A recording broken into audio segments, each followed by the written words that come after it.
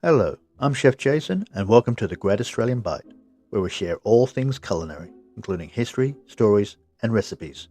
So please don't forget to subscribe and join in on the adventure.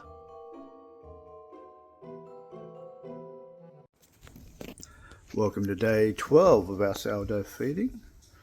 Let's have a look. Let's see where we're at right now. Yeah, we've got movement.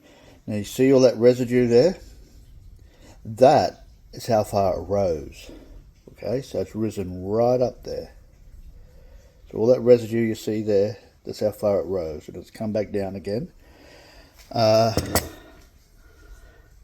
Now, when it gets to the top there, that's at its very optimum for baking. Okay? And the reason it rises up is all that yeast in there is feeding, and it keeps feeding and feeding and feeding, and it lets off gas and expands and expands and expands and rises all the way up. Now, the reason it comes down, simple, it stops feeding. So when it comes down, as you see right there, because all the air, because again we're not putting the lids required, the air comes in and the gas is released. Okay, so that is why it goes up and comes down like it does. But it looks really good at the moment. And you see it's very, very healthy. It's going up, and this is what we want. This is what I said after day 10. We want continuous rises coming up and down. So we'll have a look inside and look at that. Bursting with life in there, and it's nice and it's thick, and it's looks great. All right, we're going to take it in. We're going to give it another quick feed, and I want to see if we can actually. I'm going to keep a close eye on it and see if I actually film the next rise and see where we go with that.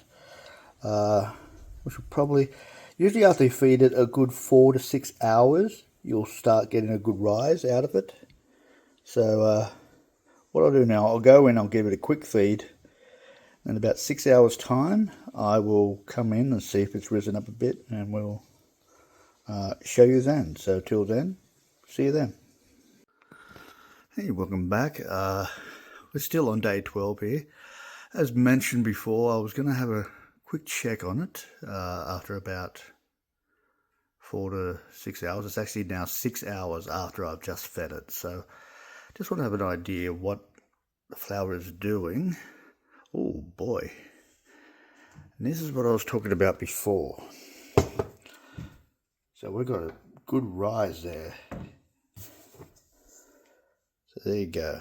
Look at that rise there. So that's 6 hours. So all that yeast is feeding onto that flour. And those holes you see there, that's the gas that the yeast is letting off. So yeah, so all that gas pushes out, and of course that raises.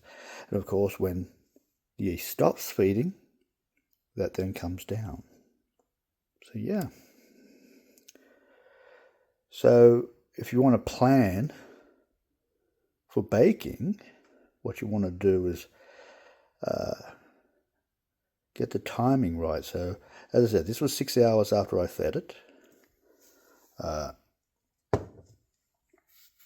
So for example, if this was the final starter and I've been storing this, and you want to give it a good feed, wait for it to get to its optimum rise, and then you start using it for your baking.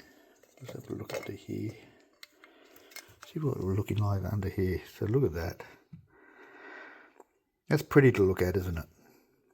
So yeah, that's optimum for baking right now. So we're going to have another 2 days of feeding of this, and I think we will just about be ready to start looking at setting up a recipe and getting some sourdough done. Till then, I'll see you back again tomorrow for day 13. Hopefully it won't be unlucky 13, but I'll see you again tomorrow. Thank you for watching. Don't forget to hit the like button and feel free to leave a comment below. Also, don't forget to check out our other content as well. This is Chef Jason, and don't forget, love is the secret ingredient.